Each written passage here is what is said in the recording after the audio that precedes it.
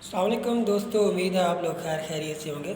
میں آپ لوگوں سے یہ بات کرنا چاہ رہا تھا کہ پچھلے چند روز سے لے کے عمر جلیل صاحب ایک پاکستان کے نامور صحافی ادبی شخصیت ہیں، انہوں نے ایک افسانہ لکھا جس کا نام تھا خدا گم ہو گیا۔ اس افسانے کو لے کر چند مذہبی گروہ جو ہیں ان کو تنقید کا نشانہ بنا رہے ہیں، ان کو فتوے دے رہے ہیں کہ یہ دائرہ اسلام سے خارج ہو گئے ہیں۔ تو اس ضمن میں آپ لوگوں سے کچھ عرض کرنا چاہ رہا تھا۔ آپ کو یاد ہوگا، اگر آپ کو فلسفے سے دلچسپی ہے، تو نیچے نے ایک بار کہا تھا کہ گاڈ از ڈیڈ۔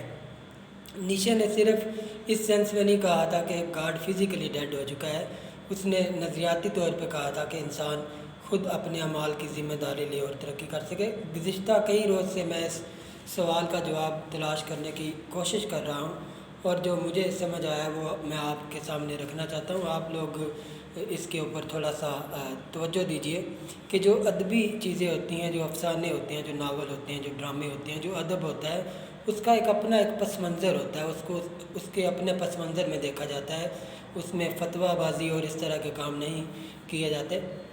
اگر آپ غور کریں تو اس کائنات میں وہ کون سی شے ہے، وہ کون سی ہستی ہے، یا وہ کون سی شخصیت ہے جو سب سے زیادہ آپ کو لاچار، آپ کو بے بس، مجبور اور کمزور اور مظلوم نظر آتی ہے؟ نتیجہ ہر ایک جو ہے وہ صاحب عقل انسان یہی اخذ کرتا ہے کہ وہ واحد ہستی خدا کی ہے۔ اور عمر جلیل صاحب بھی اسی پس منظر میں بات کرنا چاہ رہے تھے کہ یہ جو ہمارے شدت پسند مولوی حضرات ہیں، انہوں نے یہ جو تمام اختیارات چھین کر اسے بالکل ہی بے یار و مددگار چھوڑ دیا ہے خدا کو۔ ایک کتاب، نبی، ایک خدا، اور اس کے باوجود ہر مولوی اپنے حساب سے خدا کو جکڑ بند لگا کے رکھا ہوا ہے۔ صرف ایک اختیار ایسا بتا دیں جس پر مولوی جو ہے وہ خاموش ہو جائے اور فیصلہ خدا پر چھوڑ دے۔ خدا کسی بھی مسئلے کا حل تجویز کرنے اور کسی بھی مقدمے کا فیصلہ صادر کرنے سے قاصر ہو چکا ہے پریکٹیکلی، کیونکہ ان مولویوں نے سارے اختیارات اپنے قبضے میں لے لیے ہیں۔ اب مولوی ہی فیصلہ کرے گا کہ شہید کون ہے، غازی کون ہے، کافر کون ہے، ایمان والا کون ہے، جنت میں کون جائے گا، جہنم واصل کس کو کرنا ہے، پل صراط پر سے کون گزر جائے گا، کون جو ہے وہ قلعہ بازی کس کی لگے گی، کون وہاں پہ گر جائے گا، قربانی کس کی تسلیم ہوگی، حلال کیا ہے، حرام کیا ہے، کس حرکت سے جو ہے وہ نکاح ٹوٹ جائے گا، کس حرکت سے نکاح قائم رہے گا۔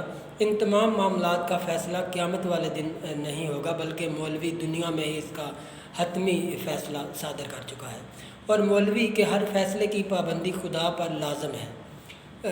اگر آپ دیکھیں، خدا برطانیہ کی ملکہ کی طرح محض ایک علامت ہے، مطلب جس طرح برطانیہ میں ایک کانسٹیٹیوشنل منارکی ہے، اس کی ملکہ برطانیہ کی کوئی حیثیت نہیں ہے۔ ہماری سوسائٹی میں بھی پریکٹیکلی اب خدا کی یہ حیثیت ہو چکی ہے۔ اس میں اتنی جرت نہیں کہ مولوی کے کسی تشریح کو چیلنج کر سکے۔ مولوی خدا کو یہ اختیار دینے کو بھی تیار نہیں کہ وہ مولوی کے کس فیصلے پر نظر ثانی کر سکے۔